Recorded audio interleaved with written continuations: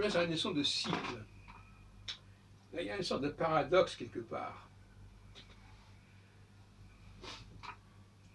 Parce que quand un cycle est trop rapide, quand les phases se succèdent trop rapidement, ce qui est le cas de Mars, je ne parle même pas du cycle du Soleil, de Vénus et de Mercure, que je ne prends pas en considération de toute façon, mais Mars, par rapport à Jupiter, c'est quand même un cycle qui est 6 fois plus rapide. Alors que Jupiter par rapport à Saturne, c'est 2 fois et demi plus rapide.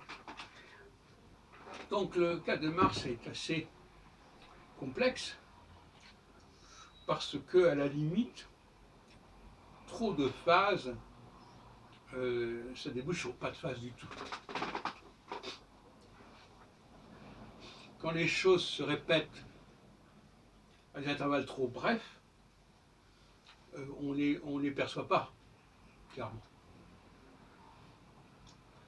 Et si on revient à mes travaux sur le judaïsme et l'idée d'Adam, c'est-à-dire le rouge, et Mars c'est la planète rouge, Mahadim, on s'aperçoit que finalement, si cette connexion peut se défendre, elle implique qu'il n'y a pas de cyclicité pour cette population. Ce qui rejoint la formule du traité Shabbat du Talmud, Ein Mazal et Israël, Israël n'aurait pas de Mazal, qu'on pourrait traduire par n'aurait pas de cycle. Et ça renvoie à la question de l'androgyna.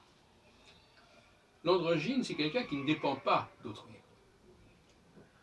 Et par conséquent, ça correspond assez bien au personnage de Mars. Tout comme le sportif, l'athlète, il ne dépend que de lui-même, de cette manière. Notamment, par exemple, dans la course à pied. Ou dans le saut. On ne parle pas du saut à la perche, c'est autre chose. Et par conséquent, le martien, je dis sportif parce que Gauquelin a fait des travaux sur Mars et les sportifs, le martien, il est androgyne quelque part, et il n'entre pas dans un phénomène de cyclicité. Or, je viens de dire que Mars non plus, quelque part, aussi bizarre que ça puisse paraître, il n'y a pas de vraie cyclicité avec Mars. Parce que c'est trop rapide, sur quelques semaines, etc. Donc ça ne fonctionne pas. Donc ça expliquerait la formule du Talmud, à savoir que le véritable androgyne, le véritable juif, ne dépend pas de ce genre de processus cyclique.